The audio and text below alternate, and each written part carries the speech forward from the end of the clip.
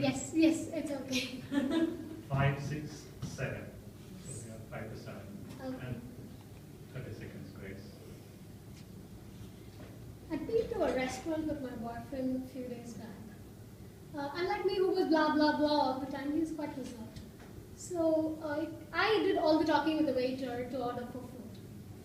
And later, when we were done that evening, the waiter came straight to my boyfriend, handed the bill to him, and completely ignored my existence. A very good evening, fellow Toastmasters, new masters, and yes. If you have still not figured out what the F word I'm going to talk about is, let me give you some clues. It's the most doomed bad word. It's considered a social evil and even a threat to our cultural heritage. The topic today is feminism. And I see this waiter as a product of our society. Our society has always taught us to give undue importance to male. The word man itself is mostly linked to the supremacy, power, strength, courage, and so on. I then looked up in the dictionary and it defines man as adult human male. Maybe I should change my dictionary. Anyway, getting back, even the society teaches a girl to cover up, to compromise, to be polite, to be patient. Basically, the society is teaching us to be ashamed and guilty of the fact that we were born as a girl. Generally, a man's success is determined by his success in his career, his salary, his position. But a girl is always brought up for marriage. A girl's success is defined in her success in marriage, which generally involves a lot of sacrifices from her side. It's quite a common scene in our houses to see our mom working in the kitchen and our dads are happily sitting in the sofa seeing TV. It is so common in our houses that we have even failed to recognize it as a mistake anymore. And actually that hurts me more deeply. We have become so ignorant that we don't even realize an injustice that is being rendered to a woman. And that is the state of society today. Moving on to the next subject, I think this is an inevitable subject when I talk about feminism, which is rape. Suppose you're traveling in an MRT and there is a girl who is wearing a top which has a very low neckline, or a skirt which is really short. Aren't you tempted to take a second look? Maybe slowly a third look, and then a fourth? And do you just end up staring at her?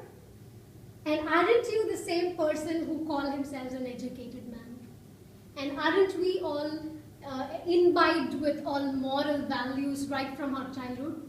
If morality is something that is deeply within us, how does an external factor, a person who is opposite to you, affect your morality which is inside you? And generally, my Indian friends, when I discuss this topic in particular, will pounce on me and ask me, okay, fine, I will be a moral person. I will not look at the girl, fine. But isn't she not wearing a dress which is culturally inappropriate for an Asian to wear? Oh, I completely agree. Yes, wearing dresses, wearing something very short is not in Asian culture at least, yes. But the t-shirts, the shirts, the jeans, the pants, the shorts, the 3/4, whatever a guy is wearing today, isn't it all in our Asian culture? So were our ancestors wearing such clothes? So it is completely okay for a guy to get attracted from the Western world and follow their culture, but when a girl does the same thing, it is such a grave mistake that she will be stared at, raped, and possibly murdered. Yes, the staring that I'm talking about in a first world country like Singapore is often replaced by raping in underdeveloped and developing countries. And usually men ask questions like, oh, why was she in that place anyway at that time? And what was she doing with those guys?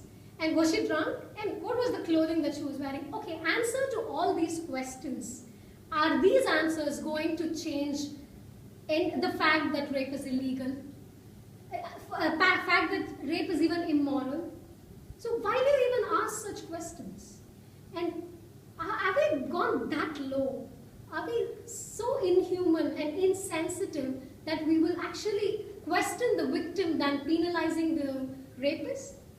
Okay, I can go on and on about it, but because of the timeline, let me just move on. Now, what can we do about it? Isn't it our responsibility that we have to teach the next generation to perceive women properly, to teach them to respect and equally treat women? Well, you will ask me, okay, I'm ready to do, but what can I do? How can I sit and change the society?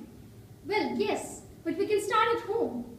The next time you are going to, you see your wife working in the kitchen, please go and do your duty. I will not say please help her, give her a helping hand, do a favor to her. No. Please do your role, your part in the house as a husband or a dad, which is cooking, cleaning, washing, whatever it is. Please do your part. Don't let just your wife do all the thing.